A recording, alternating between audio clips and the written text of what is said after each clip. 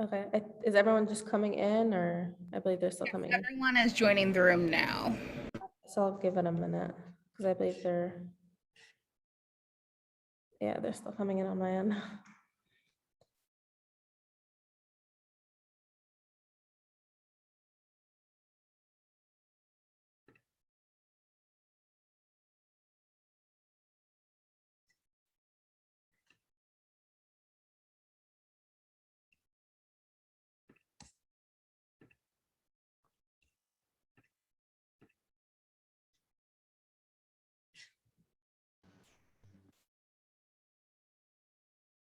Hello.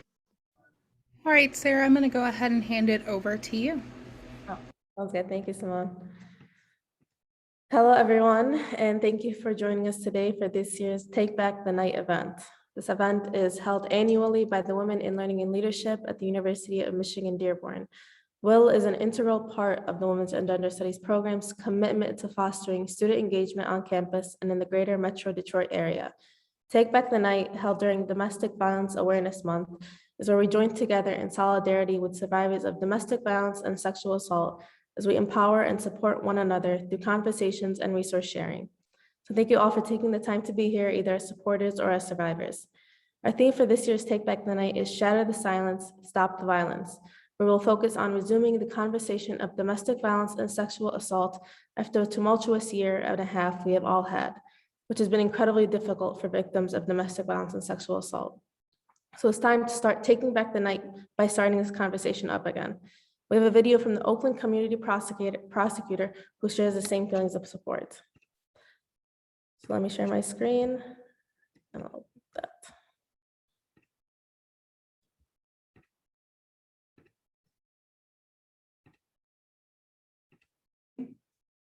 Hi, I'm Karen McDonald and I'm the Oakland County Prosecutor. I want to thank the organizers of this event for allowing me to participate and for holding this event and all of your efforts to represent victims of sexual assault and domestic violence. Here at the Oakland County's Prosecutor's Office, we advocate for victims of assault, domestic violence, and in that capacity, we also encounter victims in every part of our society. Former lawyers, current assistant prosecutors, friends, family, the amount of victims who've encountered sexual assault or domestic violence is staggering. So these events are so important. I participated in my first Take Back the Night event in the 1990s in Lansing, Michigan, and I am so grateful for your efforts to continue the work on behalf of victims.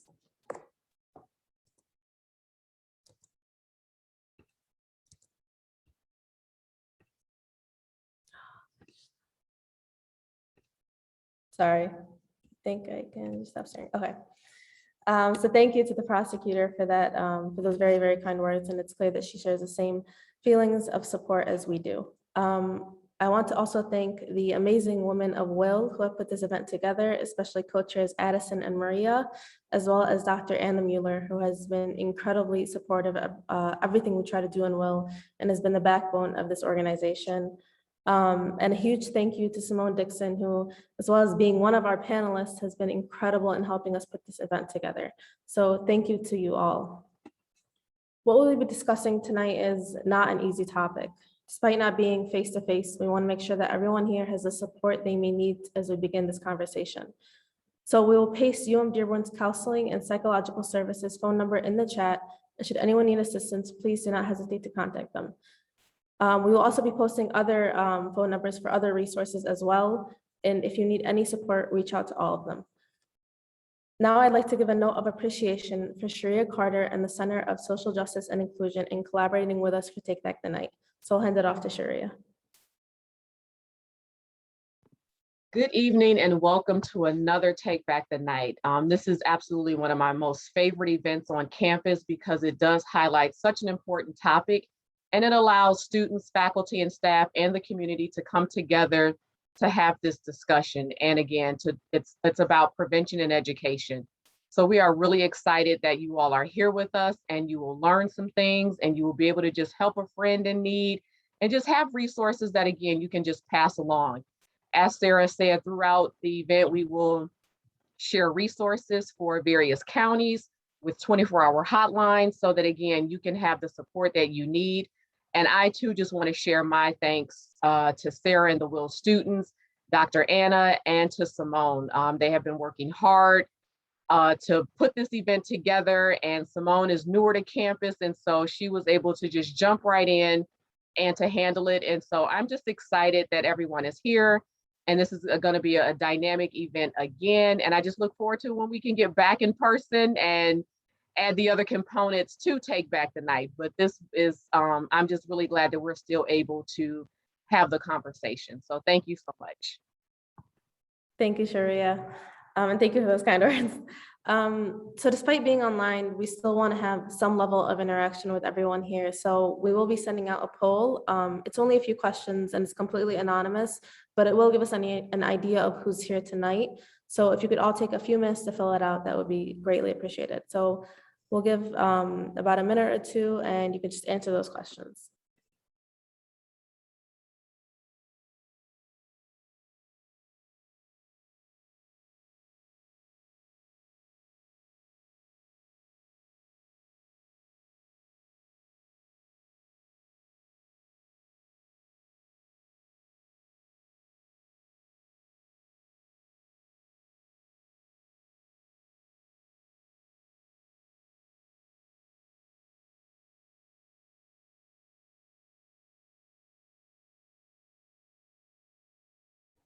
It's not allowing me to select anything. I think because you're listed as a panelist, so it'll only show it to you. It won't let you, yeah.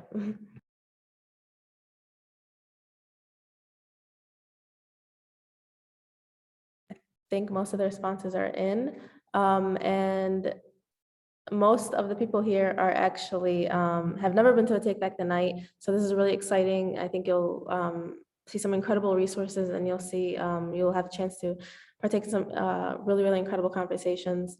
And as well that a lot of you do know where you can seek out help on campus in need of support. So that's amazing.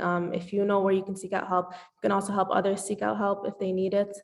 And 96% stay true to the fact that they can make a difference to end that violence in our community. And for those who feel like they can't, then hopefully this conversation will allow you to see that you do have power and you are capable of making a difference. So thank you to everyone for those. It was just nice to see who is behind the screens. I know we can't see your faces, but it's a good idea. So now we will start by introducing our panelists. This is an incredible group of supporters and advocates who have taken the time to be here with us today. So our first panelist is Simone Dixon. Simone is UM-Dearborn's first project manager for violence prevention and response initiatives. UM-Dearborn was awarded a grant through the United States Department of Justice's Office on Violence Against Women. The position was created from the grant to reduce domestic violence, dating violence, sexual assault, and stalking on campus. In this role, she'll serve as campus's support person for survivors of sexual assault, domestic violence, dating violence, and stalking. She'll also help develop campus-based programming, as well as new educational and training opportunities for students. Prior to joining the UM-Dearborn family, Simone co-coordinated a state grant doing similar work at alma mater, Eastern Michigan University, where she earned her Bachelor's of Science and Master's of Art in Women and Gender Studies. Next up, we have Kai Campbell Fox. Kai is a representative for the nonprofit organization Haven, which helps survivors of domestic violence and sexual assault and plays a large role in community education of these issues. Kai is a prevention education specialist and also facilitates leadership programs for young men. Kai believes strongly in the power of knowledge, community action, and positive leadership in ending violence, and he is particularly dedicated to engaging men in this work in order to expand the prevention effort. Lastly, Kai has graduated from UM-Dearborn with an MA in community-based education. Our next panelist is Marwa Bazzi. Marwa is a limited licensed professional counselor with the Survivors of Violence Empowerment Program at Access. She provides treatment options to help clients overcome domestic violence and other forms of abuse while maintaining confidentiality and ensuring their safety. She believes that therapy is a collaborative process and guides clients to increase self-awareness, gain new perspectives, decrease symptoms, and increase personal strength. And last but certainly not least are Amina Sheikh and Jasmine Rippey, AKA Ladies-in-Law. Jasmine and Amina are the co-founders of a minority women-owned law firm that they founded in January 2019. Their Detroit law firm specializes in criminal defense, family law, probate, and estate planning. Prior to branching out on their own, Jasmine and Amina both worked at a large corporate firm based in downtown Detroit, but built a unique law firm to represent their dynamic personalities after discovering they did not fit into the traditional corporate setting. So thank you to those incredible panelists for being here tonight. And now we'll jump into the panel portion of the event. If anyone does have any questions, please place them in the Q&A box and we'll get to them in the end. But we will start off with some general questions for all the panelists and then move to some more specific questions for each of them.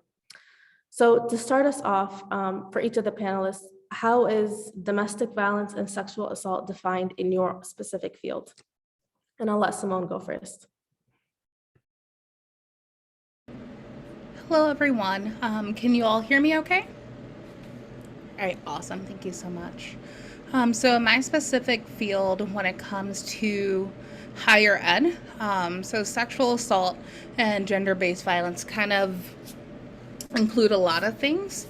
So specifically when it comes to gendered violence, we're often talking about dating violence and domestic violence, and the difference is dating violence is someone that you've often had not as long as a relationship with. So someone that the relationship is newer, and this can be a partner regardless of their gender, whereas domestic violence is seen as like a long-term partnership. And then sexual assault encompasses a lot of things. So sexual assault can include sexual harassment, sexual assault can include rape, or if, for example, you've ever been out at a party or at a club, someone begins touching you in a way in which is uncomfortable for you without your consent, that is also considered sexual assault.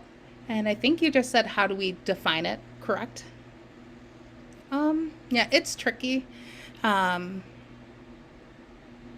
Because oftentimes people don't necessarily listen for definitions or listen to understand. They're listening to find gray areas in which they're not like that other person, that they are in fact not a perpetrator, that they are in fact the good person, not someone who could be responsible for committing any of these acts, because we know they're bad, we know they're harmful. So the best thing I can ask for all of you all is to do your own research too. Seek out myself, seek out these folks on campus, this lovely other panelists who have joined us this evening, and know for yourself. That way you can educate yourself, but also those around you, because it takes all of us to stop violence in our society. Thank you, Simone. And I'll hand it off to Marwa. Or actually, I believe Kai was next. Yeah, Kai, go ahead. Sure. Hi, everyone. Thanks for having me today. So at Haven, we define intimate partner violence as being a pattern of assaultive and controlling behaviors and tactics that one person uses to gain and maintain power and control in a relationship. Like Simone said, right, sometimes folks look for those gray areas. They try to, use things to their advantage. So at the end of the day, the best thing that I can tell folks when thinking about things like intimate partner violence and sexual assault is to focus on the impact, right? What was the impact of that behavior? Did the other, is one partner afraid of the other partner? Are they, do they feel like their boundaries have been manipulated when we're talking about things like sexual assault or sexual harassment, right? What was the impact of that behavior on the person who is saying, I experienced violence, right? Or saying, that I'm a survivor of this violence. So, when I think about defining intimate partner violence, we have this long formal definition, but ultimately things are defined by their impact. And so, we see things in intimate partner violence or domestic violence as being a pattern, right? Not just something that happened one time, but things that have been happening again and again in different ways. And that it's giving one person all the power in that relationship, that they feel entitled to get what they want. And they don't care if they have to do harm in order to get that, right? When we're thinking about sexual assault, again, who feels like their boundaries have been taken advantage of, that, that there's been some form of violence or coercion, and that we really define those things by how they've impacted the person who's experienced that violence. Great, thank you, Kai. And I'll hand it off to Marwa. Hi, everyone. Yeah, just kind of the same thing that Kai was saying is that at Access and just kind of broadly, we define domestic violence as a pattern of behavior in any relationship, not necessarily just the standard male-female relationship. That's why the intimate partner violence is more widely used now. But again, it is a bad pattern of behavior that is used to gain and maintain power over another individual. And that could be physical, emotional, sexual, financial, it's a wide spectrum of violence that could be used. And same thing with sexual assault. With sexual assault, it's viewed as, someone who is being violated, not asking permission, just really trying to take that control away from that other person. And I think that goes with sexual assault as well as domestic violence or intimate partner violence. But I am hearing so many similarities as to how it is defined across the board. Yeah, definitely. I think that's very important also to have a collective definition of it. And then finally, I'll allow Jasmine and Amina to answer, and I feel like they'd have something different because of their background, so I'll let them go ahead. Hi, everyone. So yeah, in the legal context, it's a little bit more narrow when it comes to domestic violence. If you're looking at a domestic violence crime, there has to be two individuals where assaultive behavior occurred in which they had a dating relationship or a child in common. Or now you don't have to live under the same roof for those, but you can live under the same roof like a family member, and it could be considered domestic violence if assaultive behavior occurred. As far as sexual assault, it's much more broad. It's when there's just unwanted touching, non-consensual touching in a sexual manner. So that kind of goes a lot further across, but domestic violence is very narrowly tailored in a legal concept. Thank you. I want to ask that because I think it's definitely important to understand where each definition comes from, especially if you're looking at it from the legal perspective. So thank you all for that. So a lot of the time, victims don't know how to go about asking for help, and they may not know what resources are available to them. All of you are knowledgeable about various resources available to victims in your own field. So can you touch upon some of these resources you all offer, and in what ways do they help? And we'll start off with Simone. Thank you so much, Sarah.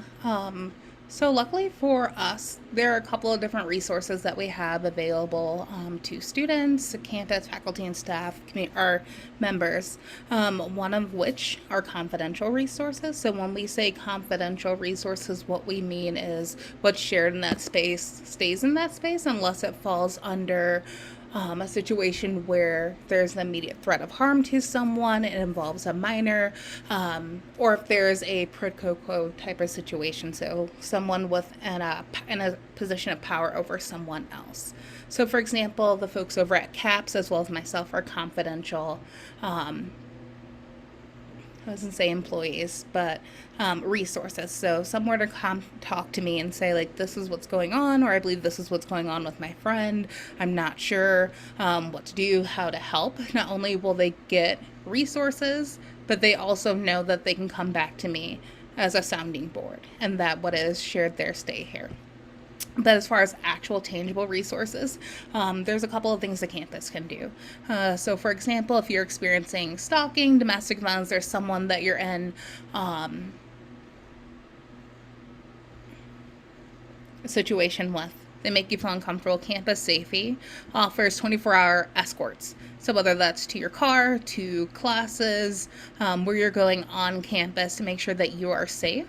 Just as well, we can do other supportive measures, and what supportive measures are there accommodations that we provide to students that way that their educational journey is not interrupted by something that has happened to them. We want to make sure that while we're supporting them through whatever avenues that they are seeking for justice, whether that's the law, whether that's through sanctions through the university, or also doing nothing at all, because that is someone's right and that is still a choice that you can make. We can help you reschedule exams. We can adjust your class schedule. We can make sure that you can avoid contact to the best of our ability with respondents. We can act as an advocate on your behalf to make sure that what you need on campus is available to you. So more than that, we can offer programming. Maybe it's you're experiencing sexual harassment in your department, right?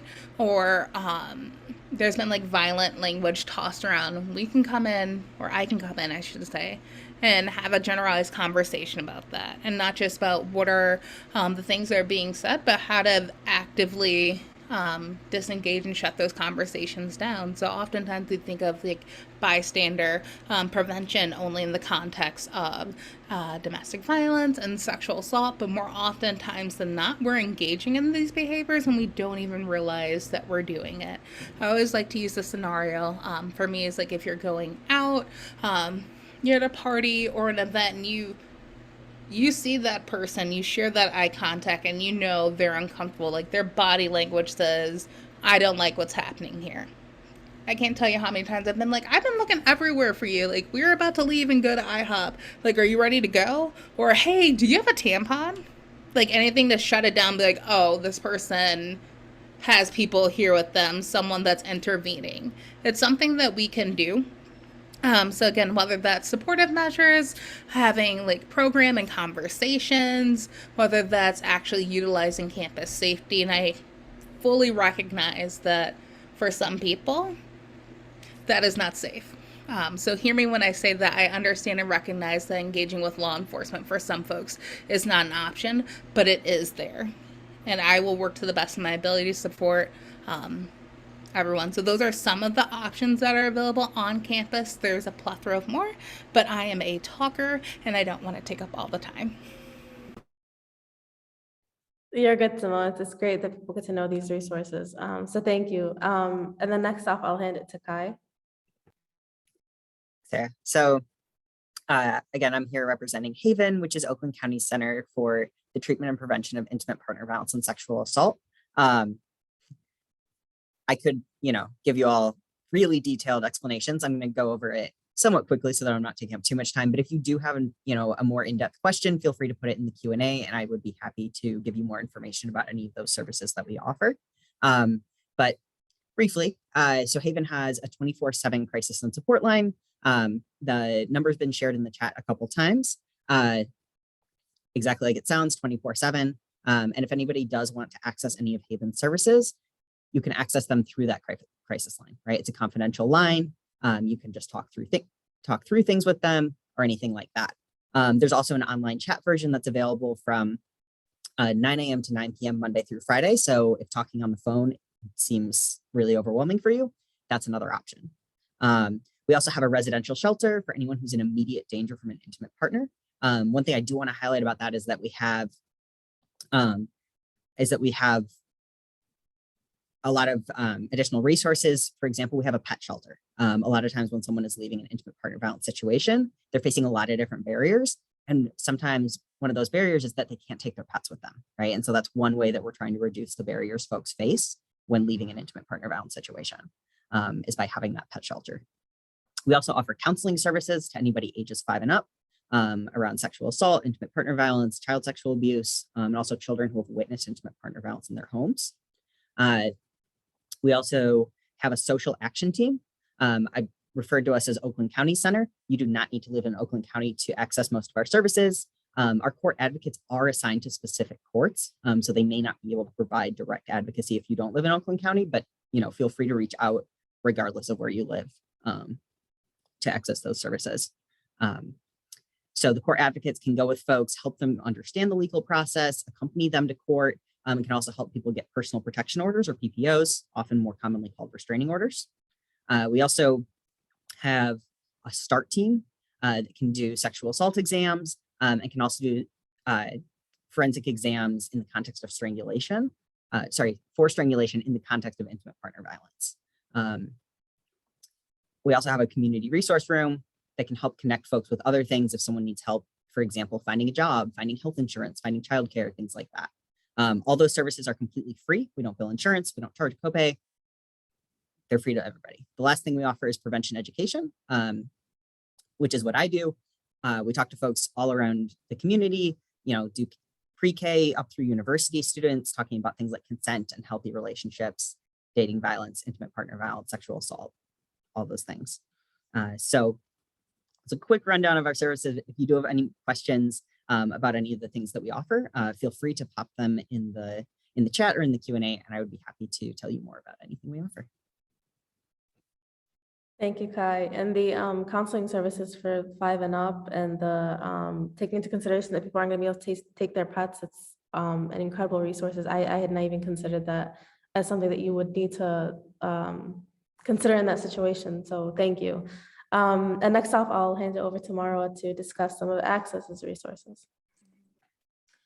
Thank you, Sarah. Yep. So just what Sarah said, I am here on behalf of Access, specifically the Survivors of Violence Empowerment Program. I am a therapist in that program. So that program services clients and children of survivors and their children of domestic violence, sexual assault, even any secondary victimization that they may have experienced. We offer counseling services, both individual and group therapy. We offer case management services, psychiatric services, any referrals to medical clinics. We do have one within Access as well, and legal advocacy. So through case management services, that client will be working one-on-one with their case manager to identify any sort of resources, employment.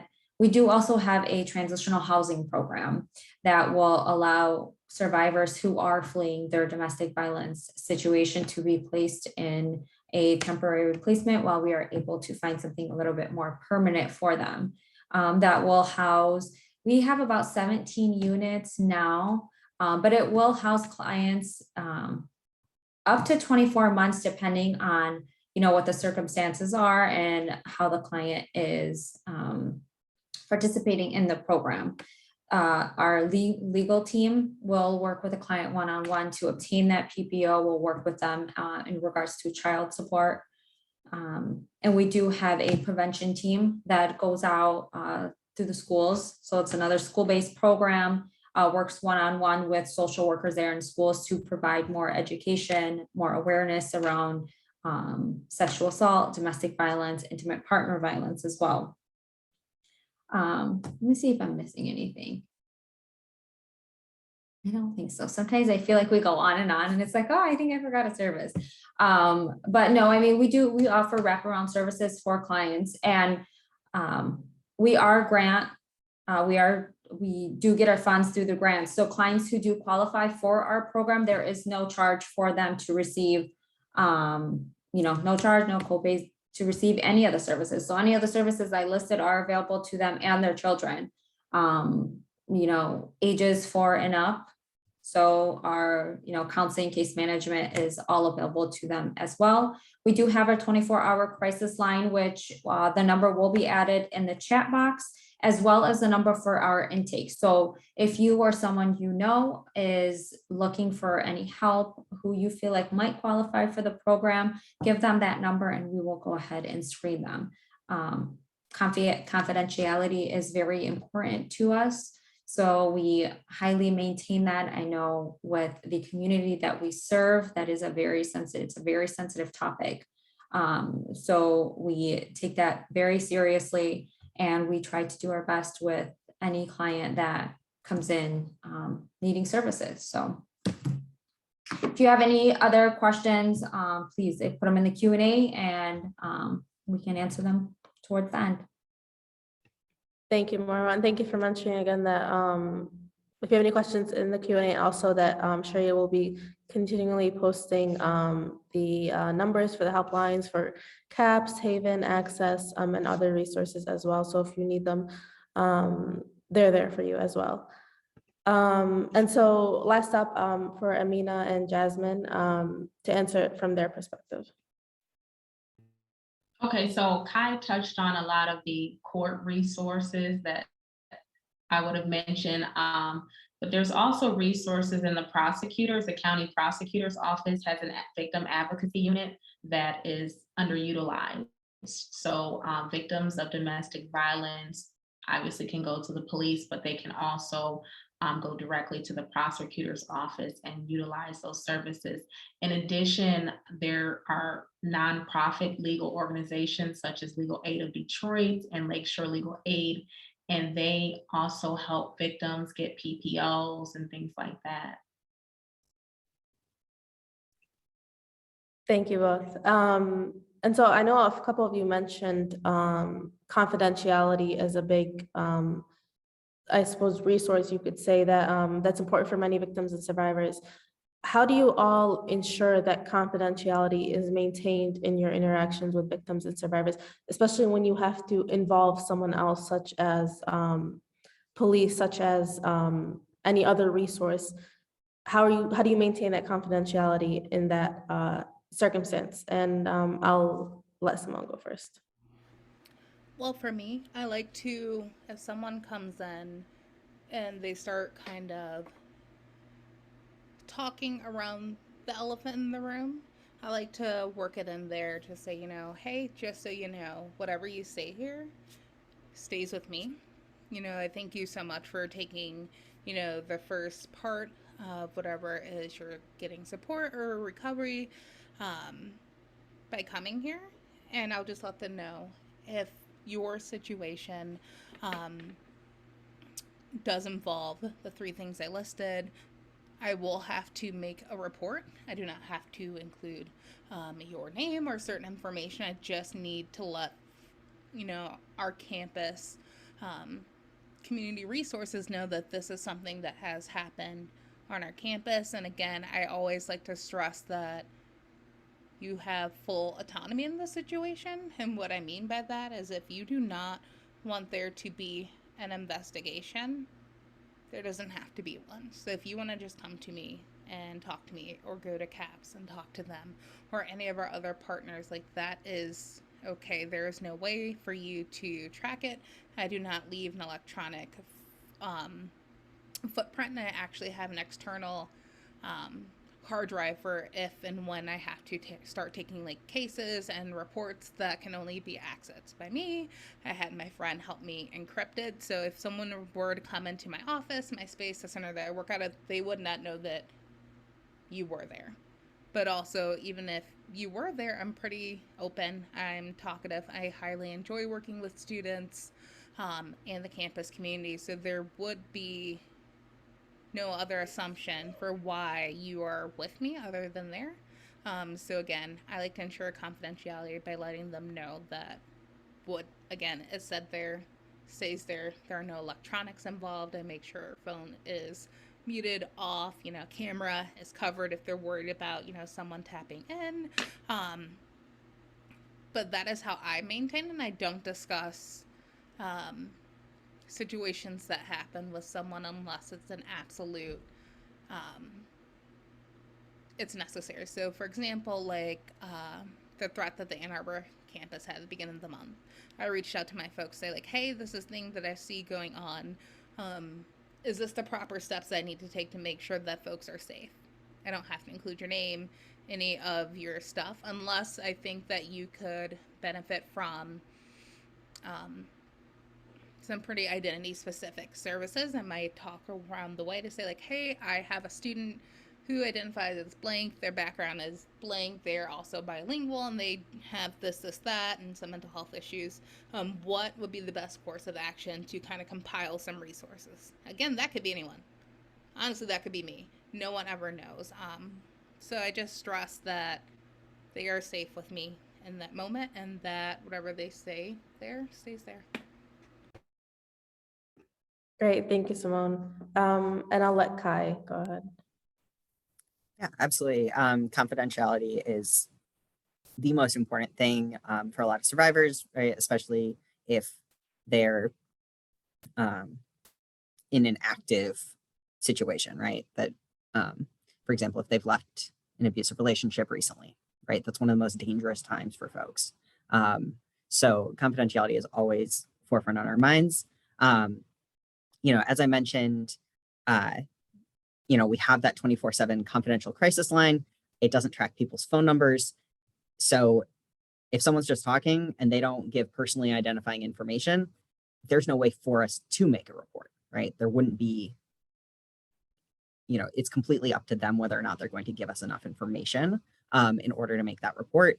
Of course, we are mandated reporters for some things such as child abuse, or if someone has been strangled by an intimate partner, because that's considered attempted homicide, that's something that we're required to report. The different positions have slightly different reporting requirements. For example, our forensic nurses have a slightly higher level due to being part of the healthcare system. But, those are things that we will talk through with folks and say, if you come in and access this service, is that going to be safe for there to be a police report, right? So for example, with our sexual assault exams, if someone is over the age of, if they're 13 or older, we leave it completely up to them whether or not they're going to release that kit to law enforcement. We'll hold on to it, and they can make that decision, right? Because they're the only ones who know, yes, this is going to be safe for me. Yes, this is the right course of action for me. That evidence has to be collected within 5 days of the sexual assault in order to be admissible in court, but it does not have to be released to law enforcement. If someone's younger than 13, we are legally obligated to report it because of the child abuse, the mandated reporting around that. But we try to involve survivors in the process as much as we can, let them know, I do have to make this part of a report. Do you want to be involved, right? Do you want to call with me? Do you want to talk through the options? How can we safety plan if I do have to make a report, right? So how can we make sure that folks are safe throughout the process? And, even letting folks know, hey, I have to make this report because there's been, for example, sexual assault of a minor or something like that I would have to report. But letting folks know, you don't actually have to cooperate with the process. If you're like, no, I cannot move forward with this case, that wouldn't be safe for me, you don't have to engage, right? You're not breaking a law by not wanting to talk to the police, right? And so letting folks know that is still their choice, right? And empowering folks as much as we can throughout the process. And that's a really key part of confidentiality for us, is prioritizing the empowerment of our clients and prioritizing their safety and their family safety. Thank you, Kai. That's great to hear how Haven cares so much about empowering the victims and survivors. So thank you. And then I'll hand it off to Marwa next. Yeah, I think the first thing that our concern is making sure that clients are safe, right? So once we've established that they're safe where they are, being able to support them, and then reassuring them that whatever it is that we do discuss in the space that we're at remains confidential. Specifically in the work that I do with therapy, that is a very big concern for a lot of my clients, because that's where they're coming in and they want to be able to just kind of divulge everything that they experience. So that is a main concern of theirs. So I approach it with with support, with ease. I do reassure them that my office is a safe space for them, that the only times that I will be able to breach confidentiality and go outside of our therapeutic relationship is if I suspect or they tell me that they're going to harm themselves, someone else, if there is a child who is being abused or someone who is elderly or disabled. So that is something that I discuss with them, right off the bat. First time we sit down and have our sessions, so that way, if it does come up in future sessions, they don't feel blindsided by it. So making sure that they are aware, but other than that, I like to reassure clients quite often that, once I start to sense that hesitation, they want to share something, but I think they're a little hesitant because they're afraid that it might go outside of my office. And especially, now with telecounseling, now that we're doing that more, that has become something that they are very wary about, right? Is, okay, well, maybe you're not in your office, maybe you're at home. Well, who's in your home? Who can hear me? So continuously reassuring them, like, I'm in a space where, if I need to show them my area, I will gladly do that. With survivors, there's a sense of, right, it's not even a sense, it's working with our clients to regain that control that was taken away from them, and giving them that control, being like, okay, well, what is it that you need? Tell me what you need so that I can prove to you, or I can show you that we do take confidentiality seriously. How can I show you that you are safe? If for them it means showing them my space, whether that be in my office or in my home, I do that for them. So just, reassurance, minus all the paperwork that they have to sign off and we all have to sign off on, but constant reassurance is, I think, what they need. And asking what the client needs, rather than, telling them this is how it works and you should just trust me. Well, they have a lot of mistrust with people. So, allowing them to kind of set the tone, letting them tell you what you need, and then you kind of playing off of that. Personally, that's how I do it. So.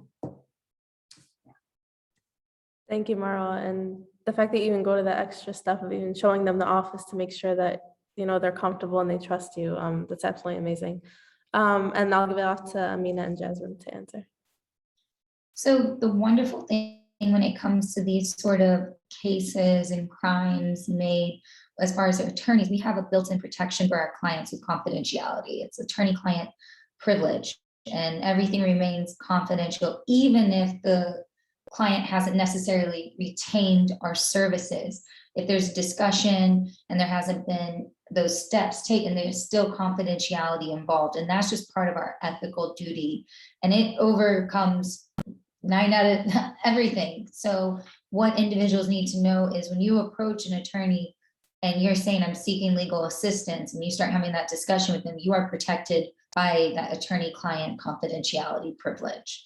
And it's just built in. And that's in all aspects with law when you have someone that comes to you for those legal needs. So especially in these sort of circumstances, everyone should feel comfortable to go and know that their information they're divulging and discussing is confidential.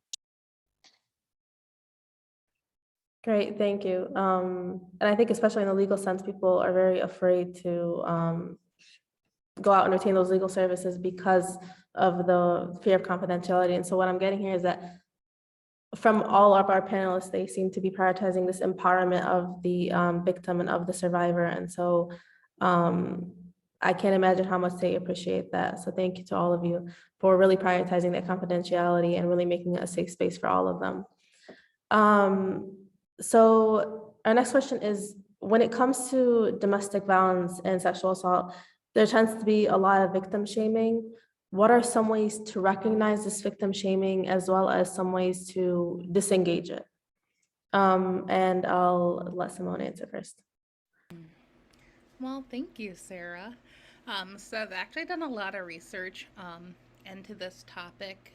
For my master's degree, I looked at when women of color, specifically Black women, disclose their experiences with sexual assault, they're often met with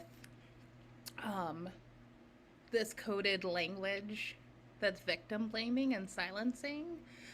So if you think about any of these high profile cases, so whether it's R. Kelly, whether it's Bill Cosby, whether it's even going back and talking about Supreme Court Justice Clarence Thomas and Anita Hill, we see oftentimes that when both the perpetrator and the victim survivor are of the same race or ethnic background, that oftentimes it then faults from a racial issue to a gendered issue. And so the next course of action is for us to say, well, why were you out there so late? You know that we've been talking about R. Kelly being weird for years. You had no business hanging out with him. Like, why were you even there? Why did you take a drink from Bill Cosby? Or that young girl is fast, right? She knew what she was doing. I think it's easier for people to, I don't want to say feign ignorance, but to consciously choose that someone else is at fault than have to reconcile their relationship to that individual. Because that's a hard pill to swallow when you're like, but I know them. Like, that's something they wouldn't do. Like, I know them. They've babysat my children, you know, they're my youth group pastor, they were my professor, they are this distinguished person. But more oftentimes than right, like, you can look at statistics if that's your thing. Folks don't lie about this. When something has happened to you, whether it's, you know, the far end of the spectrum that people want to believe, or even just saying this happened to me because I say so, it truly is just harder to have to hold someone accountable, right? And so what I like to do is say, what do you mean when you say that? Like, no, like, I heard you, but like, what do you mean when you say someone's fast? Like, I'm not talking down to someone. I'm not being condescending. I want the truth to come from within for them to explain and justify what they're doing, and also like recognize it, because we can have a conversation about R. Kelly all day long, or Bill Cosby, or Clarence Thomas. And at the end of the day, we'd rather either fall back on tropes or stereotypes than have to face reality that there can be bad people in this world that make bad choices, but also that accountability, how am I trying to say this? Accountability is not a bad thing.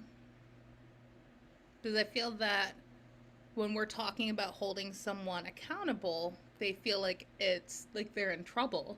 But really, it's just me saying, hey, I care enough to pause, have this conversation with you, and kind of help you figure this out. Because at the end of the day, I'd rather have that conversation with you than have you go out into this world and cause harm or embarrass yourself, and then me have to come to your aid. Because at the end of the day, I always will stand on the side of survivors and victims. Like, there is no ifs, ands, or buts about it. So I think the easiest way, and it's hard for people because you're like, oh, but that's my friend, that's my uncle that's saying these things, that's, you know, all these people, is just ask the question. Because you can do it at a aloof way, like, what do you mean by that? And you're just typing away, but really you're listening, you want that answer. Or, you know, if statistics are your jam, resources like, hey, I created this Google folder for you and I've organized them by different types of cases. Here you go. However is comfortable for you. We want to make sure that that's what you do. Because oftentimes we talk about victims, survivors, like we touched on, when it comes to making sure that, you know, anonymity is important, that they have that autonomy to make choices. The same thing is for you. I don't want you to go out into the world and do something that you're not comfortable with, because then you don't necessarily have ownership over it. Like, if you want to talk to me about feminist theory, that's my jam. I will talk to him blue in the face about feminist theory. You want to talk to me about, like, molecular biology? I'll Google it. And that's where our conversation will start with. But just whatever method you choose to engage in these conversations, make sure it's something that you're comfortable with. But also, again, do your research so that you have it in your back pocket for when people try to combat that. Because, like, people are like, well, I don't think it happens to women of color. I'm like, Jezebel trope. They invented the trope of the Jezebel to justify sexual violence against Black women so they wouldn't have to hold themselves accountable. Next question. Like, again, whatever works best for you, whatever your comfort level, do that. Thanks. Thank you. And that part where you had said, you know, questioning them and asking those questions, that was a big part that we had learned about in one of my courses. When you're going against that rape culture mentality, sort of ask those questions. What do you mean she's easy? What do you mean by that? And sort of questioning it to them, to have them come to their own conclusion of what they mean about that. So it's definitely important. And I'll hand it off to Kai next. Thanks. So, you know, when I think about the first part of the question about, how do we even identify if victim blaming is what we're seeing, right? I think one of the first things that I want to consider with that is when someone's speaking about violence that's occurred, right? Who are they putting the responsibility on? Are they putting the responsibility on the person who perpetrated the violence, or are they putting the responsibility on the person who is experiencing the violence, right? And that's my most basic starting point for folks, right? Is just thinking about, how did we frame this question? How, or that statement, was it about what the survivor did, right? Or is it what the perpetrator did? And, I love some of the strategies that have already been talked about, right? What my coworker always calls playing dumb, where it's like, can you explain that to me? Why is that joke funny? Why, I don't get it. Right. Or, if somebody's making a joke at the expense of somebody who's experienced violence, sometimes, it's as simple as just not laughing, right? Or being like, really? You're saying that? Right. I don't think that's funny. And sometimes making it about what we're personally feeling, like, I don't really like when people say things like that around me. Sometimes can reduce how much defensiveness we might get as a response, right? Or I don't like when people, use language like that, say things like that, etc. Right? Other times it can just be about building empathy. If something like that happened to you or to your friend or to your sibling, would you want people talking about you that way? And getting folks to connect that this isn't just something that happens to those folks over there. This is something that's impacting the people in our own lives, right? And although, somebody who may, right, I promise you right now, right? If we start talking about somebody who accused a celebrity, like Simone was talking about, right? Somebody who maybe came forward and, disclosed that they were assaulted by a musician or actor or whoever, right? Those folks are probably not going to hear what you have to say about their experience, right? But I guarantee you that the survivors in your life will, right? And that they will hear what you have to say about survivors. And that impact is going to, it's not going to have anything to do with those celebrities, right? But it is going to have something to do with with your friends, family, colleagues, the people in your life that you care about. And that's who your words are going to impact, right? So I think there's a lot of great strategies, and, it just depends who we are, right? And what we're comfortable with. And, if we have privilege or power in a particular area, how can we use that to kind of speak up for somebody who might not be feeling like they have power in that area, or power to speak up, so considering, who am I, what can I safely bring up, if maybe somebody else isn't feeling safe, and just thinking about some of those larger questions, right? Of how are we talking about sexual violence in the media, right? If things are, or intimate partner violence in the media, if I'm listening to a song that's glorifying violence, gender-based violence, or glorifying sexual violence, or, anything like that, how am I turning to my friend who I'm listening to the song with and saying, hey, what do you think about those lyrics? Those are kind of messed up, right? Right. Or thinking about all those little things that happen every day, and how we can be challenging those at the lowest level, right? Because we're not always going to be there when somebody is trying to perpetrate intimate partner violence or sexual assault. But I guarantee that we're all already having conversations with folks about, the media we consume, right? Or the news stories that we hear, and all the other things that are coming up for us, and how we can be challenging things like victim blaming or shaming in that moment, right? So yeah, but this is a great question. Thanks for giving me the time to speak about it. Thank you. And what you touched on in media is definitely plays a huge part, especially on the younger generations who spend so much of their time on social media. So thank you for bringing that up. I do want to mention I know there are like questions in the chat, so thank you for putting in the Q&A. And I know a couple of the panelists are answering it, so that's great. We might just also touch on it in the end just to make sure it's included in the recording and everyone else can hear it. But thank you to everyone asking questions, and thank you to the panelists for answering those questions in the Q&A. And then I'll hand it off to Marwa to answer. Thanks, Sarah. Yeah, unfortunately, I still can't believe that that's something that we are constantly dealing with is victim blaming.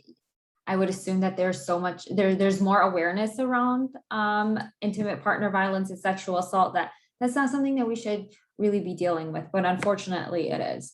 The way I think about it is whether you're hearing questions or affirmations, right? When working with a client who a survivor of DV or sexual assault. So if you're being approached by, or if you're having a conversation with a survivor and instantly you're asking them questions, right? Some examples could be, well, why didn't you leave him sooner? Or didn't you know he was that way when you guys were dating? Or, well, you could have left, you know, questions, as opposed to, I'm so sorry that you're going through that. How can I help you? Or you are so strong for dealing with that for so many years. What can we do now? So I think that is a way that it can be identified, is whether that person or even you, because sometimes we are victims of doing that, right? So unconsciously, subconsciously, sometimes we don't realize that we could be doing that. So I think taking a step back and really realizing, okay, well, what are the words that are coming out of my mouth? How am I communicating my support for the survivor? Am I questioning them, or am I affirming them of their pain, and, you know, making sure that, you know, they are safe and they are feeling supported? And a lot of the times we don't realize that we're doing, by victim blaming, we're doing more harm than good, because through victim blaming, we are giving the survivor secondary victimization, right? And this will lead to them withdrawing from reaching out to help, whether from you or from another agency, because to them, this could be the first time they've asked for help. And if they are faced with, you know, feeling discouraged or not feeling accepted, they're not going to come back for help. And you don't want to push them away, because if you push them away that one time, we don't know what might end up happening. They might end up back in their, you know, their DV situation, and that might be the last time that, you know, they try to leave. So I think we need to be very careful as to how we are working with survivors, because they come to us needing help. They come to us broken, shattered, do not trust anybody, let alone themselves. So if we are there to blame them or to question them, we're just going to be pushing them away. What I think we can do is, I definitely think we can be doing better. And I'm going to put us in that category. I think we can always be doing better through education, through reassurance, just doing our own research, I guess. I mean, the more we are exposed to, you know, the ways that we can treat the survivors more positively, I think will help reduce victim blaming. But again, Kai touched on a very important point: society, social media, and so did Simone. I mean, all these misconceptions and stereotypes around specific race or specific, you know, type of woman being sexually assaulted, like, oh, okay, well, look at her, it's because she's pretty and she wore this short skirt and this crop top, she must have been asking for it. And I think it's rooted in society and social media, and how women, not just women, but, you know, of course, men are victims as well. But the way women are portrayed in social media as this sex symbol, and because we are portrayed as this sex symbol, this must make us vulnerable, makes us vulnerable to perpetrators, which leads to victim blaming. Well, maybe she shouldn't have been out at 1 o'clock in the morning, leaving the club by herself, drunk. So all of the things, I think it's important for everyone to recognize, again, not just people who don't deal with survivors on a day-to-day, but I think even us individuals, we need to continue learning, continuing our education, because we can always do better. Thank you. Definitely. Thank you, Marwa. I think everything you said was incredibly important. So and touching upon, again, the social media and whether you're questioning or affirming, because I feel like it's so easy to say, oh, why didn't you just leave, without actually considering that it's not that easy for people to do it. It's easy to ask, but it's not easy to do. So thank you. And then finally, I'll hand it off to Amina and Jasmine. Okay, so we'll talk about victim shaming, I guess, in a more narrowly tailored context in domestic violence cases. So in court, victim shaming is not going to fly. Character evidence is not even admissible in a domestic violence trial. So if a defense attorney tries to bash a victim, the judge is not gonna allow that. The prosecutor will object, and it will actually make the defense attorney look really bad in the court's eyes. And in negotiations with a prosecutor, let's say that the defendant ends up taking a plea instead of going to trial, and the defense attorney and the prosecutor are kind of talking, and the defense attorney may be providing some background on the history of the relationship and the nature of the situation. If the defense attorney tries to go in there and talk to the prosecutor and just bash the victim, that's not going to get them anywhere. So really, we don't particularly see that in our practice in domestic violence and assault cases. We will see defendants try to bring that up to us if we happen to be dealing in that sort of context. And absolutely, as a defense attorney, you sit there and say, that's just not going to fly as well. Like, I am not going to go down that path. Not for us, it's both a moral and legal requirement to not do that. There's just no place for it. There's no place at all. And the courts recognize that. Thank you for that, because I didn't know that the court recognized that there's no place for victim shaming, knowing that that's not something that you could bring up in court and to use against the victim, I think takes a lot of relief off of people's shoulders, because while society might consider it a reason, at least the courts won't. So thank you for that.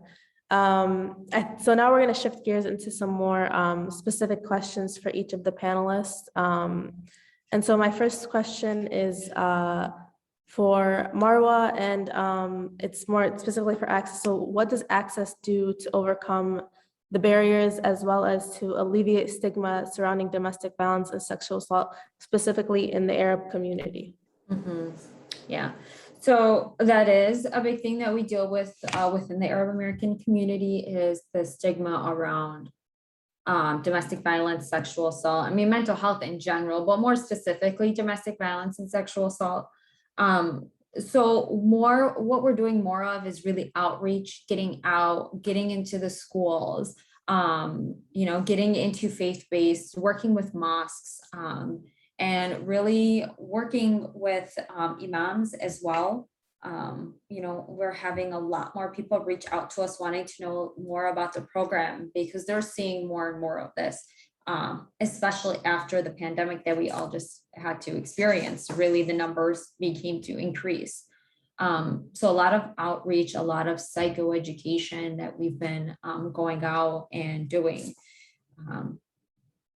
It's been working. I mean, I think within the Arab American community, they're not as reluctant as they used to be when it comes to mental health, DVXA, as they did before. So outreach, getting out, talking more, connecting with different schools. I mean, even doing, panels like these as well, it reaches out to so many people, because you don't know, it could just be one person that you are, that you're reaching out to, and that one person can go and be like, okay, I might have this family member, or let me share what I just learned with this person, who might go on and pass it on to another. So really just the education and awareness within the community, we found has been a big help with opening people's eyes that yes, domestic violence, NSA, is a problem, and it is a problem even within the Arab American community. It does affect us as well. It doesn't just affect specific religions or specific races. Sometimes, certain communities like to think of themselves as being in a bubble, and nothing happens in the bubble, right? we are perfect. There's no way that this could happen. You know, he comes from a great family. You know, he goes to the mosque every Friday. There's no way that he could be, you know, hitting his wife, abusing his wife. Yeah, let me tell you how many people we actually do see. So bringing that awareness out and shedding light on it is opening up people's eyes more. So I hope I answered your question. If there's anything more specific, please let me know. You definitely did, thank you. And as someone who grew up in the Arab American community, everything you were saying about he goes to the mosque and he goes and he prays, I mean, that's something you hear constantly. And so the fact that you reach out to scholars in the community, going to that extent to reach out to religious figures, I think it's amazing. And I think hearing that it's actually helping and it's pushing us in the right direction is amazing. So thank you for that. Thank you. The next question is for Amina and Jasmine. So in addition to criminal prosecutions, what other protections are available to domestic violence and sexual assault survivors? So yes, there's criminal prosecution, which means you need your state prosecutor usually to go after the individual. But as Jasmine had mentioned earlier, always get a PPO. If you are being, that's a personal protection order, restraining order, a lot of people call it. If you are being harassed, stalked, even if there hasn't been assaultive physical behavior done to you, you can receive a PPO and have that added protection. Because we found a lot of times until there's been a PPO in place that's been violated, or until someone has actually been severely assaulted, many times the police officers necessarily file a report in certain jurisdictions. So absolutely go get yourself a personal protection order that is through your circuit court in your county. So if you live in Macomb County, that would be Macomb Circuit Court. They actually, at the circuit courts, have information on obtaining PPOs. If you can't afford an attorney or are too nervous to, just go directly to the circuit court and say, I need a PPO, and they will go after and help you. Simultaneously, absolutely work on getting the prosecution on your side. There's also a lot of just building your case, which sounds horrible, especially for individuals in these situations, but making sure you have certain evidence in place. If you get assaulted or have property damage when someone's trying to assault you, take photos, video evidence of that. Write down, keep it written down, dates, times, what happened, when it happened, with that evidence, in addition to build yourself your own case. You don't want it to be he said, she said, she said, she said, he said, he said. You want to really take matters into your own hand a little bit, and that will also go toward helping you get a PPO or restraining order. Yeah, like Amina said, when you go apply for a PPO, you can attach these pictures. If you have screenshots of threatening text messages, all of those will strengthen your chances of getting that PPO granted. And then if there is a particular domestic violence charge or assaultive charge brought later on, you can use that same evidence that you submitted for the PPO, and that only will strengthen your case and your position. That's great, thank you. And the fact that being able to actually submit your own evidence and collect that evidence and build a stronger case for yourself, I think also build some of that control back to you and gives you some of that control back as a victim. So thank you for that. And then the next question is for Simone. So working as UM-Dearborn's first project manager for violence prevention and response initiatives, you tend to interact more with students who are generally in their 20s. I know the age of college students tends to vary, but mostly in their 20s. Are you seeing that there's a hesitancy in this group with regards to talking about DV and SA, or rather the opposite? Well, I think it's a little bit of both, and it depends on how we were socialized to talk about things. For some folks, talking about these topics comes much easier to them. Like, for example, I was raised in a household when I came of age. I learned that my mother was sexually assaulted, and she told me how she was blamed and things like that. And so we had very open and honest dialogues about what does that mean, what does that look like, but also she shared that story with us so we know without a doubt, if something happens, come to her, talk to her. She'll do everything to the best of her ability to protect us.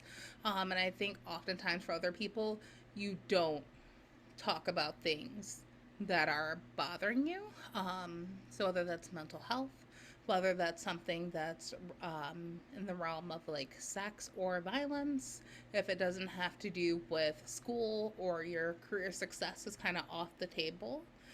So for me, um, in this role, I haven't really noticed like an age gap or willingness. Is just more so, is it something you feel comfortable talking about? And even if you don't feel comfortable talking about it, is it something you at least have an interest in and want to explore? But I think it also helps if someone's presence is affirming, um, and it just feels safe to them.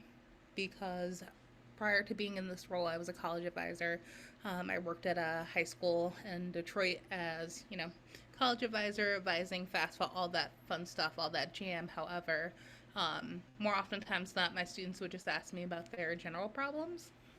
So, like, I have kind of this going on, or this is what I need help with, or, it might start under the guise of college applications FAFSA, but it would end somewhere else. So, in my experience, it hasn't been that, but I also know that for some students, like I've done presentations before, there are those who feel embarrassed talking about it. Frankly, they've never been in a space where not only are you talking um, about sex and consent and setting boundaries and being able to use the force of your no or other ways to protect yourself, but also what does it look like when that doesn't work? Um, and it is uncomfortable for people because sometimes they've been on the receiving end of that. Sometimes, unfortunately, they realize they've been perpetrators of that. So my only hope is that regardless of, our age of students, I know being community campus, our students range in age from like 17 to 70, is that my presence here on campus is affirming. So whatever a student's need is, they might come to me asking, hey, where's veteran services? But they learn, with the support and services that they need to get their like honest question answered, if that makes sense. It does. Thank you, Simone. And our final question is for Kai. Kai, can you discuss some of the forms of abuse that are not commonly recognized? Absolutely. I know a lot of folks who do this work focus on using the power and control wheel. So if you've never looked up the power and control wheel developed by the Duluth Center, it's the power and control wheel is a great example of all the different ways that intimate partner violence can look. I'll also say, right, that there are ways that abuse can look that aren't even, documented in that way. That somebody who's choosing to abuse their partner is going to use whatever works, right? Like I said before, one person in that relationship feels entitled to what they want, when they want, how they want it, and they don't care if they have to use violence or coercion in order to get what they want, right? And so, they're going to do whatever works in order to get what they want. And so, if someone is choosing to abuse their partner, they could use any number of different strategies, but some of the most common ones are things like looking at emotional abuse, right? Putting a partner down, making them feel like that's the best relationship they're ever going to have, right? Because if someone feels like, my relationship's not perfect, but no one else is going to want me, that's going to keep that person in that relationship when they otherwise might have left, right? Or thinking about things like coercion, threats and threats and intimidation, right? And that it's not always as straightforward as, if you don't do this, I'm going to hurt you, right? It's not always as direct as that, right? Thank you, Simone, for sharing in the chat the link to the model. Right, it's not always as direct as just saying if you don't do what I want, I'm going to hurt you. And I'll give a quick content warning for things like suicidality, right? That somebody might say something like, if you don't do what I want, if you ever leave me, I'm going to kill myself, right? And so making a threat like that, that's perhaps not a direct threat to harm the other person, right? But that is still something that could keep someone in a relationship that they otherwise might have left. Or thinking about things like stalking, right? I know when I was a kid, my idea of what stalking was like a middle-aged man in a windowless white van that like creeps down the street at like 5 miles an hour. And that is exactly what every stalker is, right? They also always had a mustache in my mind, right? Like that is the only thing that a stalker is. But what research shows is that 70% of stalking is done by somebody who's a current or former partner, right? And that it's not necessarily this, this idea of, oh, watch out for the person with the creepy mustache, right? Like that it's actually frequently part of this larger pattern of power and control, right? Or thinking about, some of the ways that people might minimize, deny, or blame someone for the things that have happened, right? Earlier, we talked about victim blaming, right? And I promise you that a lot of folks in their relationships might be experiencing forms of victim blaming from the partner, right? Who's the partner who's choosing to engage in those abusive behaviors, right? That they might say, well, I only did this because you didn't do X, Y, and Z, right? Or because you did this. And so we know that those messages, like we mentioned earlier, when we hear those messages in media, it's so important to challenge them because we know that that abusers are using those messages that people get to reinforce their own abusive behavior and to give themselves more power, right? And that one of the common questions is like, well, why don't they just leave? Why don't they just do this, that, or the other thing? But what we know is that these tactics continue to exist in people's lives, right? Especially in situations like where there's children, right? And that abusive partner might be using the children to get to the other partner, right? So if somebody does leave, but then they have to deal with custody hearings, right? They have to do custody exchanges with the kids. That's a way that abuser might continue to have access to that person, even though that person has tried to end the relationship, right? And so understanding that these tactics can look, hundreds, thousands of different ways, depending on what's going to work in that relationship, right? What the threats that partner can use to get what they want. And, that these are patterns that can continue even after somebody has tried to leave a relationship, right? And so it's important to recognize, right, that just because one person is like, nope, I'm done with this relationship, doesn't mean that other person is necessarily going to respect that, and to prevent them from continuing to try to have power and control over their partner. Thank you, Kai. And the link Simone posted in the chat will break that power and control wheel down, and it's also a video that'll help explain it, so it's definitely useful. So from this section, we're going to move on to the Q&A section. I know that there were already a couple questions in the chat, and our panelists were able to get to them and really broke them down very well. So if you want to check those out and look at what the panelists wrote in terms for those, please do. But if anyone has any other questions, please throw them in the Q&A. I'll give it about a minute. And I also have about 2 or 3 questions that are from the Google survey. So I'll give it a minute if anyone wants to submit some questions. Let me check the chat.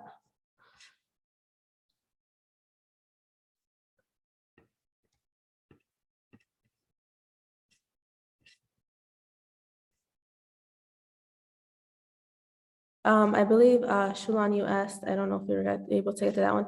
Shulan had asked that she knows a girl who filed sexual assault against her boss, and she had told her that that she's a beautiful girl and that this is a beautiful girl problem. And so she's asking how she should react to that appropriately. So if any one of the panelists can take it and just bounce off each other, go ahead.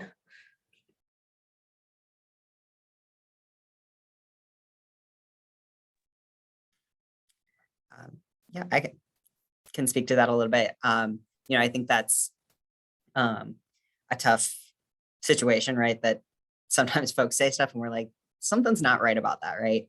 And I think, that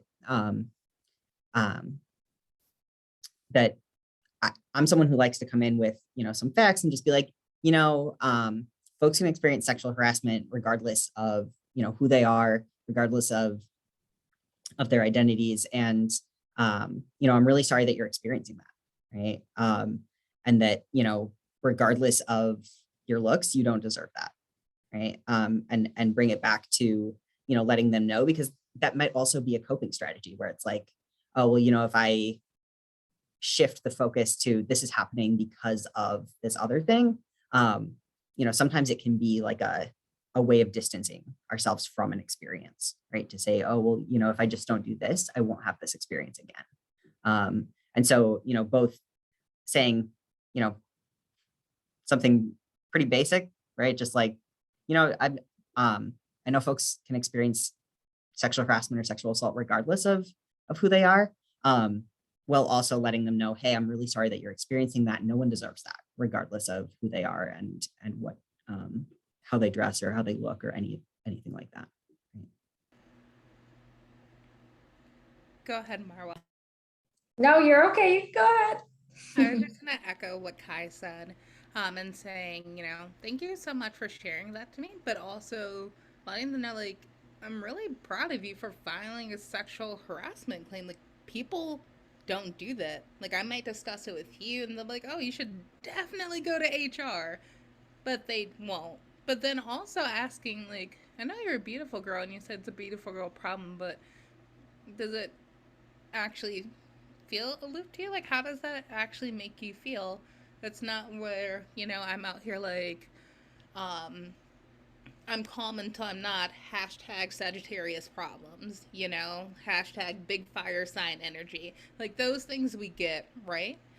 So again, just showing up and supporting, saying like, thank you so much, and I'm really proud of you. Because even if that's the only step you can take, and for you, it might just end with, beautiful girl problem, like, I'm used to it.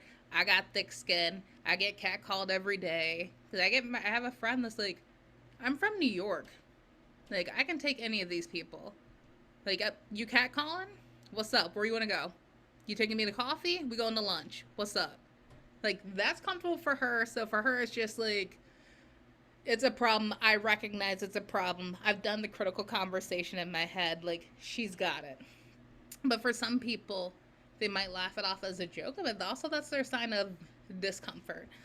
So I would say, how should you react appropriately? Just saying, no, thank you for sharing. If nothing else, if you feel that you can't say more, just saying, thank you so much for sharing that with me. Letting that person know that you heard them and listen can make the difference. I yield the floor to you, Marwa.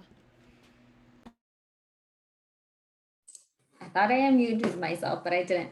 But thank you. Yeah, I mean, you pretty much covered what I was gonna say. Is I think the biggest thing is to support your friend, regardless of whichever way she's going to take it, whether she wants to move forward with, if she wants to file anything else, if she wants to go to HR, and even if she's just kind of venting about what happened, just be there for her, support your friend, and yeah, I mean that's something that Simone also touched on, is just be like, just ask her how she feels, right? Like, okay, well, how did that make you feel? And then engage where your friend is at. If you feel as though she needs a little more support, or she needs someone to be with her, if she wanted to go to HR, offer that to her. Maybe that is just what she needed. She's confiding in you because she feels as though she can trust you and she can open up. So just be there and just support your friend, I think is the best advice I can give. Great, thank you, the three of you for answering that. So I don't see that there's any questions in the Q&A or the chat. So I do have some questions from the survey. And this is for Jasmine and Amina. What can someone do legally to protect themselves if they unfortunately have to use bodily harm towards their abuser? Oh, self-protection. Oh, yeah, self-defense. Mhm. So this legal standard for self-defense is that the level of force that you use in retaliation is supposed to be proportional to the force that you were presented with. However, you are entitled to use deadly force if there's a substantial likelihood of significant body harm or death. So I would say, short of that, you can use whatever force that's necessary to fend off the attack. To protect yourself. And keep in mind, even if you have to use force to protect yourself, that doesn't negate you from being able to call the police and have a case filed and prosecuted against your abuser. That's actually more proof of the abuse you've endured than to the fact that you've had to fight them off yourself. Yeah, I have a case right now where I'm defending a guy who's charged with domestic violence against his ex-girlfriend, and she actually stabbed him in the middle of whatever encounter exchange that they had. She wasn't charged. He's the one who's charged. So, he was severely stabbed and had to be placed in an ambulance and everything, but that did not, I guess, negate her position. Now, obviously I'm representing the guy. So, but, using force against your abuser does not discredit you or, won't negate your story or allow the other person to get off. Thank you. That's definitely important to know that you can still defend yourself and still have a case that you can carry out without that worry that I have to be harmed in order to have a case. So it's incredibly important. Thank you. I don't see any other questions in the chat, and we are getting near the end of the event. So we'll start closing things down. We want to finish things off with just a moment of silence, as well as a poetry recitation by one of our members. And so I asked for just a minute of silence for the victims of domestic violence and sexual assault who could not be here with us tonight. So we could all take 1 minute in remembrance of them. It would be greatly appreciated. Thank you.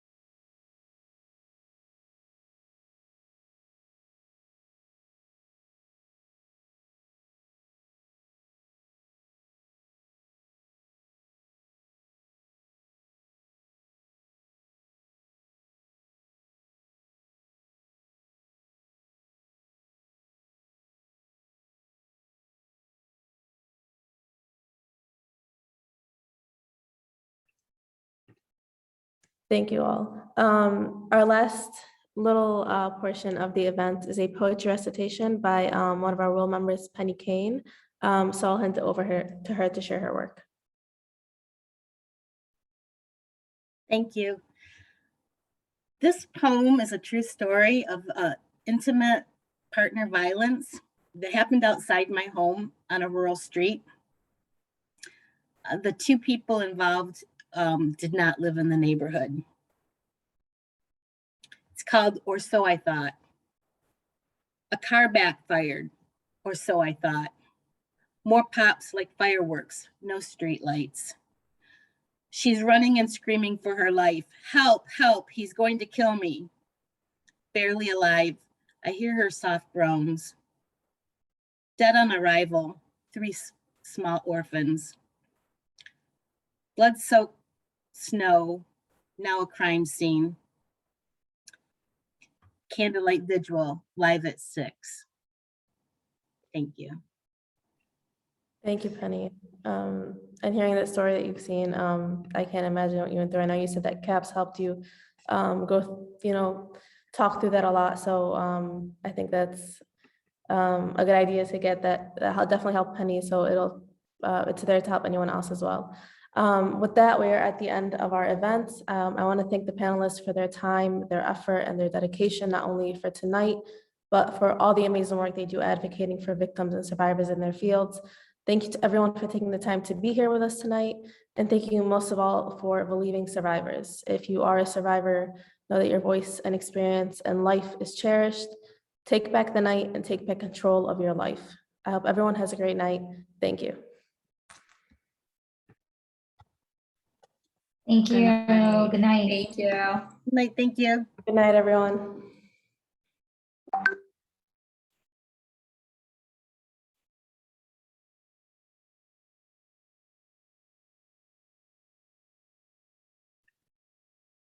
Thank you, Sarah. It was wonderful.